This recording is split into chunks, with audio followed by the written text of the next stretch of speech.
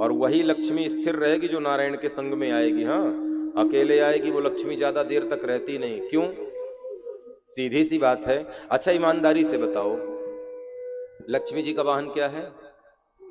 उल्लू, ठीक है ना? लक्ष्मी जी किस में बैठती हैं? उल्लू में बैठती हैं। अब आप लक्ष्मी जी को अकेले बुलाओगे और लक्ष्मी जी यदि अकेले आएंगी तो किस में बैठ के आएंगी?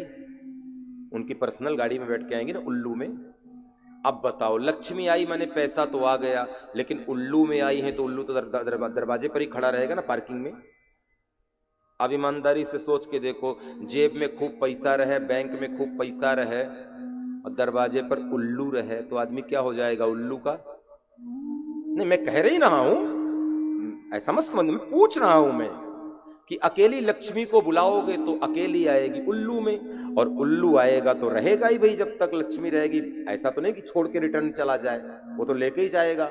अच्छा, अब चलो दूसरी बात करता हूं। अकेली लक्ष्मी को बुलाओगे तो उल्लू के संग में आएगी। अब मान लो आपने निर्णय ले लिया कि नहीं, हम नारायण के संग में बुलाएंगे, तो नारायण के संग में आएगी तो किस में बैठ कर आएगी? गरुड़ वाहिनी आएगी, गरुड़ में बैठ करके आएगी। तो गरुड़ में बैठ करके आएगी और नारायण के संग आएगी तो जल्दी जाने की जरूरत भी नहीं है।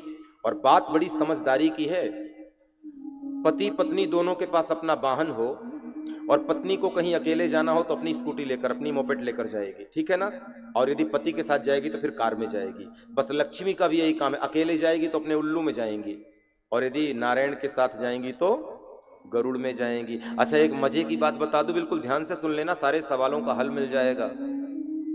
अकेली लक्ष्मी यदि आएगी तो जल्दी जाने की चेष्टा करेगी। जैसे घर में कि अपनी भार्या हो, पत्नी हो, और यदि आपको समय ना हो और पड़ोस में कहीं शादी समारोह का कार्यक्रम हो, कोई सामाजिक कार्यक्रम हो, और पत्नी अकेले चली जाए, पति कहे कि मेरे पास समय नहीं, ऑफिस का काम है, व्यस्त हूं, तो पत्नी अकेले जाए, तो ईमानदारी से बताओ कितनी देर रुकेगी? बस जल्दी से व्यवहार देगी, पूरा करेगी और कहेगी नहीं नहीं भोजन बनाना है, वो घर में अकेले हैं, जल्दी आएगी ना। और पति के साथ जाए तो पति कहे भी कि चलें, रुको ना, अभी चलते हैं, भोजन तो कर ही लिया है। तो नारायण के साथ जब लक्ष्मी आएगी तो नारायण जाना भी चाहेंगे तो लक्ष्मी रोकेगी, नहीं नहीं नहीं, रुको, अभी और भगत सेवा कर रहा है। तो बोले अंतर कैसे पता चले कि ये लक्ष्मी नारायण के साथ आई है कि अकेली उल्लू में बैठ के आई है? तो ध्यान से सुनना, अभी कथा के बाद ही अंतर पता लग जाएगा। लक्ष्मी यदि उल्लू के साथ आएगी तो पैसा आने के बाद तुम बुरे मार्गों में अपने चरण बढ़ाने लगोगे, गलत कामों की ओर जाने लगोगे। मती में उल्लू आएगा, तुम व्यसनी हो जाओगे, तुम्हारा पैसा कोर्ट कचहरी अदालत में जाने लगेगा, गलत मार्गों में जाने लगेगा, तुम्हारा धन अपव्यय होने लगेगा।